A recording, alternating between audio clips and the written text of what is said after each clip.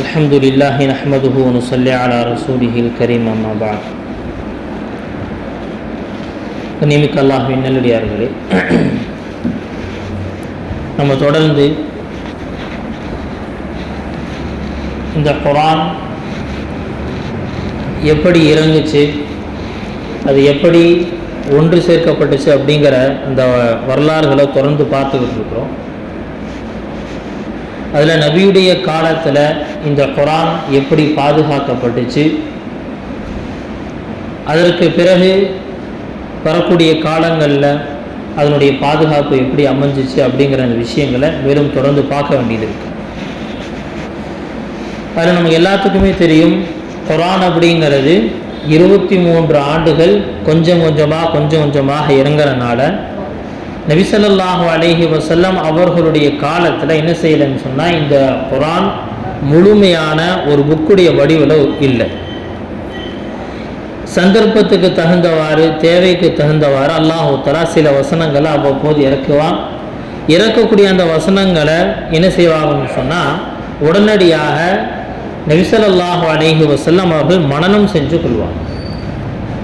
நபி ஸல்லல்லாஹு அலைஹி வஸல்லம் அவர்களுடைய இந்த மனனம் செய்யக்கூடிய அந்த விஷயத்தை பற்றி எப்படி சொல்லப்படும்னு சொன்னால், நபியவங்க எங்கே இந்த குர்ஆனுடைய ஆயத்து மறந்துருமோ அப்படிங்கிறதுக்காக என்ன செய்வாங்கன்னு சொன்னால், வஹி இறங்கவே தன்னுடைய நாவுகளை வேக வேகமாக என்ன செய்வாங்கன்னு சொன்னால் அசைப்பாங்க. எதுக்காக அப்படின்னு சொன்னால், திரும்ப ஓதி பார்த்து மனசில் பதிய வைக்கணும் அப்படிங்கிறதுக்காக. அல்லாஹு தஆலா இதற்காகவே ஒரு ஆயத்தை இறக்கிட்டான். லா துஹர்ரிக் பிஹி லிசானக், நபியே நீங்கள் வேக வேகமாக நாவை அசைச்சு ஓதணுங்கிற அவசியம் கிடையாது. மாறாக இந்த குர்ஆனை உங்களுடைய உள்ளத்தில் பாதுகாப்பாக வைக்கிறது என்னுடைய பொறுப்பு. அதுக்காக என்ன செய்ய வேணாம், நீங்கள் வேகமாக நீங்கள் நாவை அசைக்க வேணாம், இவ்வளோ சிரமப்பட வேணாம் அப்படின்னு. அதே மாதிரி அல்லாஹ் சுப்ஹானஹு வ தஆலா நபியவர்களுக்கு எவ்வளவு நினைவாற்றலை கொடுத்தான்னு சொன்னால், வஹி இறங்குச்சு அப்படின்னு சொன்னால் அது அப்படியே நபியினுடைய உள்ளத்தில் பதிஞ்சிரும். நபியினுடைய உள்ளத்தில் அப்படியே பதிஞ்சிரும். எப்படி ஒரு ரெக்கார்டரில் எப்படி பதியுதோ, என்ன பேசுகிறோமோ அதுதான் பதியும். அதே மாதிரி ஜிப்ரீல் அலைஹிஸ்ஸலாம் என்ன சொன்னாங்களோ அது அப்படியே நபியினுடைய உள்ளத்தில் பதிஞ்சிடும். அதனால தான் நம்ம பார்க்குறோம், நபியினுடைய காலத்தில் குர்ஆன் பாதுகாக்கப்படுவதற்கு முதலாவது ஒரு வழிமுறை அப்படின்னு சொன்னால் அவர்களுடைய நினைவாற்றலில் தான் என்ன செய்யப்படுதுன்னு சொன்னால் இந்த குர்ஆன் பாதுகாக்கப்பட்டுச்சு. எந்த அளவுக்கு அப்படின்னு சொன்னால், நபியினுடைய அந்த நினைவாற்றலில் எந்த விதமான ஒரு கூடுதல் குறைவுக்கும் வாய்ப்பே இல்லாத அளவுக்கு ஜிப்ரீல் அலைஹிஸ்ஸலாம் என்ன கொடுத்தாங்களோ அது அப்படியே மனப்பாடமாக இருந்துச்சு. அதற்கடுத்து நபி ஸல்லல்லாஹு அலைஹி வஸல்லம் என்ன செய்யறாங்கன்னா, இந்த குர்ஆனை சஹாபாக்களுக்கு அடுத்து போதிக்க ஆரம்பிக்கிறார். நபியினுடைய உள்ளத்தில் பதிய ஆரம்பித்த பிறகு அடுத்த கட்டமாக சஹாபாக்களுக்கு இந்த குர்ஆனுடைய இந்த கருத்துக்கள், இந்த குர்ஆன் அல்லாஹ் தஆலா என்ன சட்டங்களை சொல்கிறான் அப்படிங்கிறது மட்டும் சொல்லலை, மாறாக குர்ஆனுடைய இந்த வார்த்தைகளையும் நபி அவங்க சஹாபாக்களுக்கு மனப்பாடம் செய்ய வைக்கிறாங்க. அதனால நம்ம பார்க்குறோம், சஹாபாக்களில் பார்த்தீங்கன்னு சொன்னால் நிறைய நபர்கள் குர்ஆனை மனனம் செய்த ஹாஃபிதுகளாக இருந்தாங்க. இன்னும் எந்த அளவுக்கு அப்படின்னு சொன்னால், இந்த குர்ஆனை மனனம் செய்கிறது அப்படிங்கிறது சஹாபாக்கள்கிட்ட போட்டியாக ஆரம்பிச்சிச்சு. நான் இவ்வளோ ஆயத்துக்களை மனப்பாடம் செஞ்சுருக்கேன், இன்றைக்கி ஒரு ஆயத்து இறங்கிருச்சு அப்படின்னு சொன்னால் சஹாபாக்களுக்கு இடையில மக்காவில் வாழும்போதும் சரி, மதீனாவில் இருக்கும் போதும் சரி, எல்லா இடத்துலையுமே என்ன ஆகும்னு சொன்னால், இன்னைக்கு இந்த ஆயத்தை இறங்கிடுச்சு, இந்த ஆயத்தை முதல்ல மனனம் செய்யும் அப்படிங்கிற இந்த போட்டி ஏற்பட ஆரம்பிச்சிருச்சு. இன்னும் எந்த அளவுக்கு இந்த குர்ஆனுடைய மனனம் சஹாபாக்கள்கிட்ட ரொம்ப உயர்ந்திருந்துச்சுன்னு சொன்னால், சில பெண்கள் அவர்களுக்கு குர்ஆனை கற்றுக் கொடுப்பதே போதும் அப்படிங்கிறத நிக்காவினுடைய மஹராகவே வச்சிருந்தாங்க. சில சஹாபாக்கள் என்ன செய்யறாங்க, ஒரு பெண்ணை நிக்கா செய்யும் பொழுது என்ன மஹர் கொடுக்குறீங்கன்னு சொன்னப்போ அந்த பெண் சொன்னாங்க, எனக்கு எந்த மஹரும் வேண்டாம், குர்ஆனினுடைய இந்த சூறாவை எனக்கு நீங்கள் கற்றுக் கொடுங்க, அது போதும், அதுதான் எனக்கு மஹர். நபி அவங்க ஆரம்ப காலத்தில் இதையும் என்ன செஞ்சாங்க, அனுமதிச்சாங்க. இப்போ என்ன கிடையாதுன்னா அப்படி கிடையாது. ஆரம்ப காலத்தில் இந்த குர்ஆனை பாதுகாப்பதற்காக அவ்வளோ பெரிய முக்கியத்துவம் தரப்பட்டுச்சு. சஹாபாக்களும் குர்ஆனை மனப்பாடம் செய்யறதுக்காக என்ன செஞ்சாங்கன்னு சொன்னால் ரொம்ப ஆசைப்பட்டாங்க.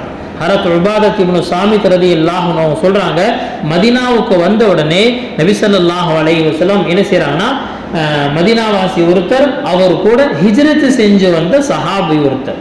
இப்போ என்ன செய்யறாங்கன்னா சகோதரத்துவத்தை ஏற்படுத்தினாங்க. சகோதரத்துவத்தை ஏற்படுத்தி ரெண்டு விஷயம் செய்யணும். ஒன்னு என்ன அப்படின்னு சொன்னா, அவர்களுடைய பொருளாதாரத்தில் இவர்கள் பங்காளர்களாக ஆவாங்க. இன்னொரு விஷயம் என்ன அப்படின்னு சொன்னா, யாருக்கு குரான் தெரிஞ்சிருக்கோ அவர் என்ன செய்வாருன்னு சொன்னா, குரானை தெரியாத தன்னுடைய தோழருக்கு கற்றுத் தருவார். குறிப்பா மக்காவிலிருந்து வந்த சஹாபாக்கள் எல்லாத்துக்குமே குரானினுடைய நிறைய பகுதிகள் ஞாபகம் இருந்துச்சு. அவங்க மதீனாவாசிகள் எல்லாத்துக்குமே கற்றுக் கொடுக்குறாங்க. எந்த அளவுக்கு அதை கற்றுக் கொடுக்குறாங்க அப்படின்னு சொன்னா, மஸ்ஜிது நபவியில சவுண்ட் அதிகமாயிருச்சு. ரெண்டு பேர் 3 பேர் 4 பேர் உட்கார்ந்து என்ன செய்யறாங்க, குரானுடைய வசனங்களை மனப்பாடம் செஞ்சுக்கிட்டே இருக்கிறாங்க. மஸ்ஜிதுல குரானை மனனம் செய்யக்கூடிய நபவி சத்தம் ரொம்ப அதிகமாயிருச்சு. நபி ஸல்லல்லாஹு அலைஹி வஸல்லம் சொன்னாலா, இவ்வளவு சத்தம் போடாதீங்க, உங்களுக்குள்ளேயே என்ன ஆகும் சொன்னா கொஞ்சம் நீங்க தவறா மனப்பாடம் பண்ணிடுவீங்க. அதனால என்ன செய்ய, கொஞ்சம் மெதுவா என்ன செய்யுங்கன்னு சொன்னா உங்களுடைய சத்தங்களை கொஞ்சம் குறைச்சு கொள்ளுங்க அப்படின்னு சொல்லி சொன்னாங்க. கண்ணியமிக்க அல்லாஹ்வின் நல்லடியார்களே, இப்போ நாம யோசிச்சு பார்க்க வேண்டியது என்ன அப்படின்னா, நாம சிறு பிள்ளையா இருக்கும் பொழுது மக்தபடி அந்த மதரசால போகக்கூடிய அந்த காலத்துல மனப்பாடம் செஞ்ச அதே 10 சூறாக்கள் அல்லது 3 சூறா 4 சூறா நாம என்ன செஞ்சிட்டோம், நமக்கு வயசு நிறைய ஆயிடுச்சு. ஆனாலும் கூட என்ன செய்யலன்னு சொன்னா, நாம இன்னும் அந்த கட்டத்தை விட்டு நம்ம தாண்டவே இல்லை. நம்ம ஒவ்வொருத்தரும் என்ன செய்யணும், ஒரு நாளைக்கு ஒரு ஆயத்து 2 ஆயத்து அல்லது ஒரு வாரத்துக்கு 2 ஆயத்து, ஒரு வாரத்துக்கு 1 ஆயத்து அப்படின்னு நம்ம மனப்பாடம் பண்ணோம்னாலே நாம நம்முடைய வாழ்க்கையில நிறைய சூறாக்களை மனப்பாடம் பண்ண ஆரம்பிச்சாரு. நிறைய சூறாக்களை மனப்பாடம் பண்ணல ஒண்ணுமில்ல, குரான் நம்முடைய உள்ளத்துல எவ்வளோ அதிகமாகுதோ நம்முடைய உள்ளத்தினுடைய ஒளி அதிகமாயிட்டே இருக்கும். உள்ளத்தினுடைய ஒளி அதிகமாயிட்டே இருக்கணும். இன்ஷா அல்லாஹ் நம்ம எல்லாம் நியத்து செய்யணும். அதற்கடுத்து நம்ம பார்க்கிறோம், நபியுடைய இந்த முயற்சி, அதாவது சஹாபாக்களை மனப்பாடம் செய்ய வச்ச இந்த முயற்சியில ஒரு பெரும்பாலான சஹாபாக்களுடைய ஒரு பெரிய கூட்டம் என்ன ஆச்சுன்னு சொன்னா குரானை மனனம் செஞ்சவங்களாக உருவாயிட்டாங்க. இதுல நம்ம பார்க்கிறோம், குறிப்பாக ஹுலஃபாய் ராஷிதீன்கள் ஹஜ்ரத் அபூபக்கர், உமர், உஸ்மான், அலி ரலியல்லாஹு அன்ஹும் இந்த சஹாபாக்கள். இவங்க அல்லாம ஹஜ்ரத் தல்ஹா, ஹஜ்ரத் சஅத், ஹஜ்ரத் இப்னு மஸ்ஊத், ஹஜ்ரத் ஹுதைஃபா இப்னுல் யமான், ஹஜ்ரத் சாலிம் மௌலா அபி ஹுதைஃபா, ஹஜ்ரத் அபூ ஹுரைரா, ஹஜ்ரத் அப்துல்லாஹ் இப்னு உமர், ஹஜ்ரத் அப்துல்லாஹ் இப்னு அப்பாஸ், ஹஜ்ரத் அம்ர் இப்னுல் ஆஸ், ஹஜ்ரத் அப்துல்லாஹ் இப்னு அம்ர், ஹஜ்ரத் முஆவியா, ஹஜ்ரத் அப்துல்லாஹ் இப்னு ஜுபைர், ஹஜ்ரத் அப்துல்லாஹ் இப்னு ஸாயிப், ஹஜ்ரத் ஆயிஷா, ஹஜ்ரத் ஹஃப்ஸா, ஹஜ்ரத் உம்மு சுலைம், இந்த சஹாபாக்கள் ரலியல்லாஹு அன்ஹும் அஜ்மஈன் இவர்கள் ரொம்ப குறிப்பிடத்தக்க இந்த குர்ஆனை மனனம் செஞ்சவங்க. எந்த அளவுக்குன்னு சொன்னா, இப்படி நபியுடைய ஆரம்ப காலத்துல, இஸ்லாத்தினுடைய இந்த ஆரம்ப காலத்துல என்னாச்சு, இந்த சஹாபாக்கள் எல்லாருமே குர்ஆனை மனனம் செஞ்ச சஹாபாக்கள். ஆரம்ப காலத்தில் இவருடைய இந்த நினைவாற்றல் மட்டும்தான் ரொம்ப மதிப்பு வாய்ந்ததா இருந்துச்சு. பொதுவாகவே அரபுகள்கிட்ட அந்த நினைவாற்றல் அப்படிங்கிறது அந்த நேரத்தில் இருந்துச்சு. ஏன்னா அரபுகளை பொறுத்த வரைக்கும் அந்த நேரத்தில் மக்காவில் அந்த நேரத்தில் இந்த எழுத படிக்கிறது அப்படிங்கிறது ரொம்ப குறைவு. அதனால பார்த்தீங்கன்னு சொன்னா எந்த ஒரு விஷயத்தையும் நினைவாற்றல தான் அதிகமாக வச்சிருப்பாங்க, ஞாபகம் தான் வச்சிருப்பாங்க.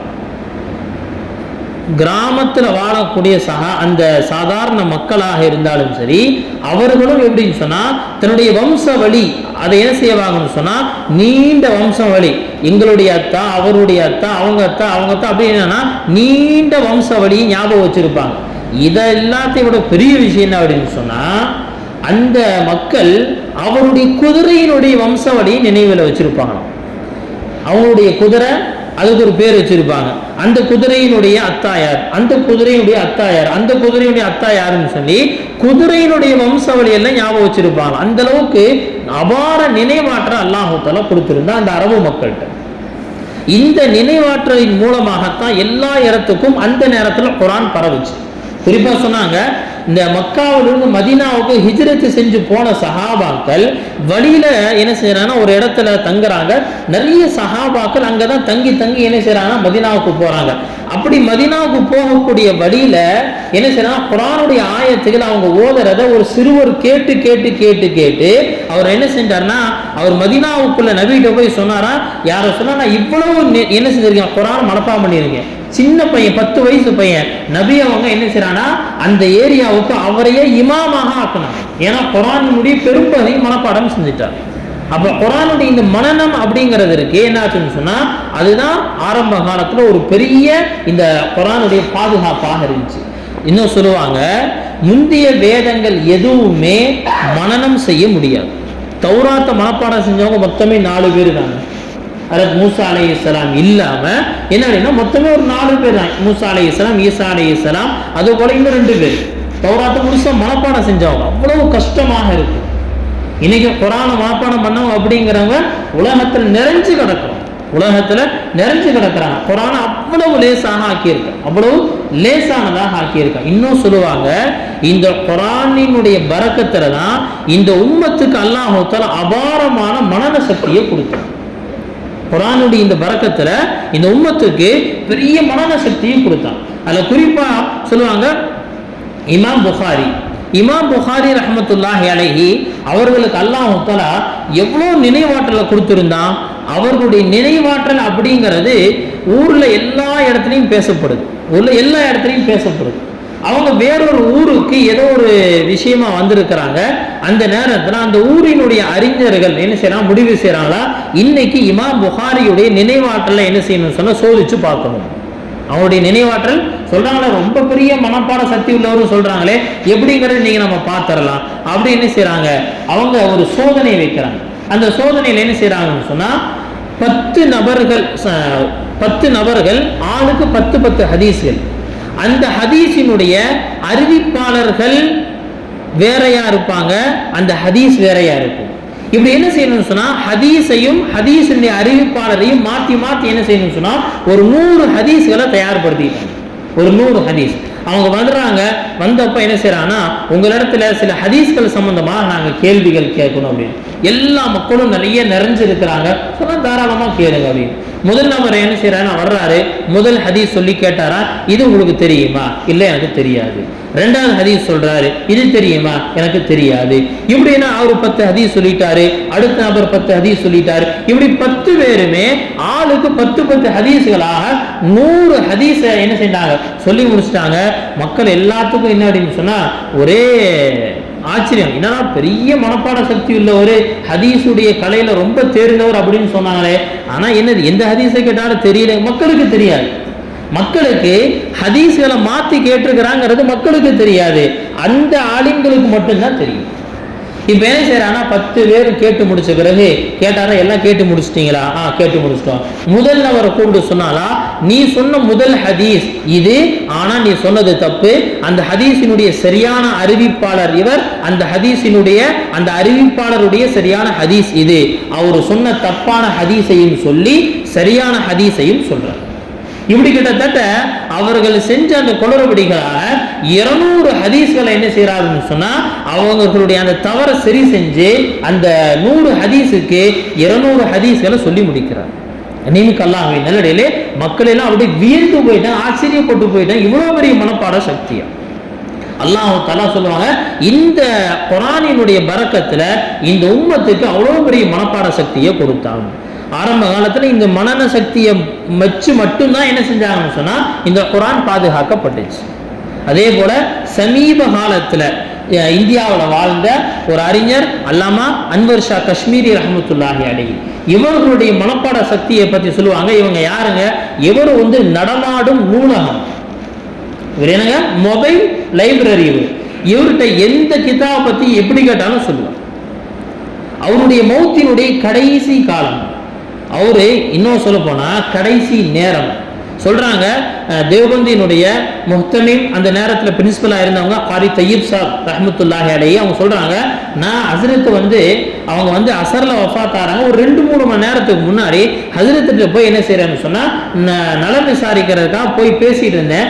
பேச்சு வாக்குல அபுல் ஹசன் அப்படின்னு சொல்லக்கூடிய ஒரு நபர் தன்னை நபியாக என்ன செஞ்சாருன்னா அவன் வாதிட்டு கொண்டிருந்தான். அவனை பத்தி பேசிக்கிட்டு இருந்தோம். அந்த நேரத்தில் என்ன செஞ்சேன்னு சொன்னா நான் அது விஷயமா கேட்டேன். ஹஜ்ரத் என்ன செய்யறாங்கன்னு சொன்னா அபுல் ஹசன் கத்தாப், பொய்யன் அபுல் ஹசனை பத்தி, அவனுடைய பிறப்பு, அவனுடைய கொள்கை என்ன, அவன் என்னென்ன விஷயங்களை செஞ்சான், அவனுடைய பொய்கள் என்னன்னு எல்லாம் புட்டு புட்டு வைக்கிறாரு. அவனுடைய மௌத்து வரைக்கும் என்ன நடந்துச்சோ எல்லாத்தையும் சொல்லிட்டாரு. அவர் சொல்றாங்க, நான் நினைச்சேன் சமீபமா அந்த புக்கை எப்பயோ படிச்சிருப்பாராட்டிருக்கு, சமீபமா அந்த புக்கை படிச்சிருப்பாங்களாட்டிருக்கு அப்படின்னு கேட்டேன். ஹஜ்ரத் எப்போ இந்த புக்கை படிச்சீங்க, ஏதோ சமீபமா படிச்சீங்களா சொன்னால, இல்லை ஒரு 40 வருஷத்துக்கு முன்னாடி அந்த புக்கை படிச்சேன்னு சொன்னாங்க. 40 வருஷத்துக்கு முன்னாடி சொன்னாங்க, என்னுடைய வாழ்க்கையில நான் எந்த புக்கை பார்க்கறனோ அந்த புக்கு என்ன ஆகாதுன்னு சொன்னா 40 வருஷமானாலும் எனக்கு மறக்கிறது இல்லை. புக்குடைய பக்கம் உட்பட, புக்குடைய பேஜ் நம்பர் உட்பட எல்லாமே என்னுடைய நினைவில் இருக்குன்னு சொன்னாங்க. தன்னுடைய வாழ்வுடைய கடைசி காலத்துல சொன்னாங்களா, இப்பெல்லாம் 15 வருஷத்துக்கு முன்னாடி படிச்ச புக்குகள் தான் நினைவில் இருக்குன்னு சொன்னாங்க. இன்னைக்கு நம்மளுடைய நினைவாற்றலை பத்தி பார்த்தோம்னா இன்னைக்கு மகரிபுக்கு முன்னாடி என்ன செஞ்சோம் அப்படிங்கறத நமக்கு ஞாபகம் இருக்கு. ஆனா இன்னும் அவர்களுடைய இந்த வாழ்க்கையை அவங்க நினைவாற்றல பார்த்துட்டு ஒரு சொல்லுவாங்கன்னா, அன்வர் ஷா காஷ்மீரி ரஹமத்துல்லாஹி அலைஹி அவர்களை பார்த்த பிறகுதான் நான் முஹத்திஸீன்களுடைய, ஹதீஸ்கலை வல்லுநர்களுடைய, ஃபுகஹாக்களுடைய நினைவாற்றலை நான் ஒத்துக்கொண்ட. உண்மையிலே அல்லாஹ் தஆலா இப்படி எல்லாம் வச்சிருந்தான். இவங்களை பார்க்காட்டி எனக்கு என்ன, எனக்கு அந்த நம்பிக்கையே வந்திருக்காது. ஏன்னா அவ்வளோ அபார சக்தி இவர்கள்ட்ட பார்க்கறேன்னு சொன்னா, இமாம் புகாரிட்ட, இமாம் அபூ ஹனீஃபாட்ட எவ்வளவு நினைவாற்றல் இருந்திருக்கும். அப்ப இது எதனுடைய பரக்கத்து சொன்னாங்க, இந்த குர்ஆனினுடைய பரக்கத்துல அல்லாஹ் தஆலா இந்த உம்மத்துக்கு கொடுத்த பெரிய கிஃப்ட் இந்த நினைவாற்றல். அப்ப இந்த நினைவாற்றலை வச்சுதான் முதலாக இந்த குர்ஆன் பாதுகாக்கப்பட்டுச்சு. ஆனாலும் நபி ஸல்லல்லாஹு அலைஹி வஸல்லம் என்ன செய்யறாங்கன்னா, இந்த குர்ஆனுடைய இந்த மனப்பாடம் செய்யறதோட நிப்பாட்டிக்கல. என்ன செய்யறாங்கன்னா, நபியினுடைய காலத்திலேயே குர்ஆன் எழுதவும் ஆரம்பிச்சிட்டாங்க.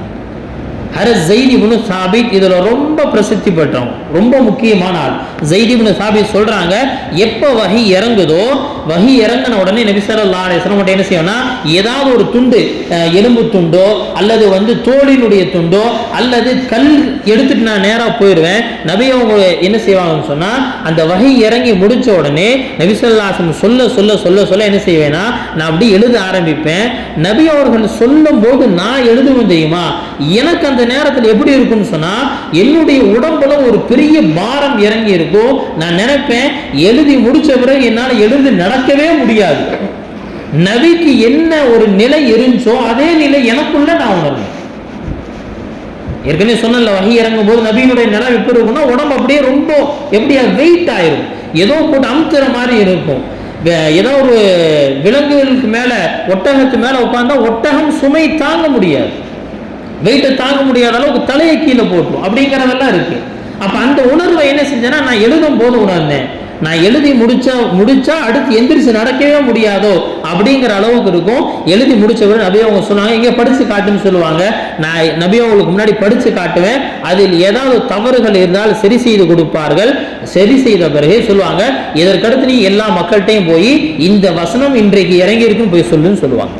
ஸைத் இப்னு சாபித் ரலியல்லாஹு அன்ஹு அவங்க ரொம்ப குறிப்பா என்ன செய்றாங்க, இவர்கள் காத்திபீனே வஹி, அதாவது வஹியை எழுதக்கூடியவங்க. இவங்க மட்டும் இல்லை, இது இல்லாம அதே 4 சஹாபாக்கள், ஹஜ்ரத் அபூபக்கர், ஹஜ்ரத் உமர், ஹஜ்ரத் உஸ்மான், ஹஜ்ரத் அலி ரலியல்லாஹு அன்ஹும் இவங்களும், இவர்கள் அல்லாம ஹஜ்ரத் உபய் இப்னு கஅப், ஹஜ்ரத் ஜுபைர் இப்னு அவ்வாம், ஹஜ்ரத் முஆவியா, ஹஜ்ரத் முகைரத் இப்னு ஷுஅபா, அதே போல ஹரத் ஹாலித் இப்னு வலீத், ஹரத் சாபித் இப்னு கைஸ், ஹரத் அபான் இப்னு சயீத் ரலியல்லாஹு அன்ஹும் அஜ்மஈன். இந்த சஹாபாக்கள் அந்த குர்ஆனுடைய அந்த வஹியை எழுதக்கூடிய சஹாபாக்கள் என்பதாக சொல்லப்படுது. ஹரத் உஸ்மான் ரலியல்லாஹு அன்ஹு சொல்றாங்க, நபியினுடைய காலத்துல இந்த பேப்பர்கள் ரொம்ப கம்மி, எங்கள்கிட்ட பேப்பர்கள் இருக்காது. அதனால நாங்க என்ன செய்வோம் அப்படின்னு சொன்னா, எலும்பு துண்டுகள்ல, அதே மாதிரி என்ன தோள்கள்ல, அதே மாதிரி கற்களில், இலைகளில் இப்படிதான் நாங்கள் எழுதி வச்சிருக்கோம். சஹாபாக்கள்கிட்ட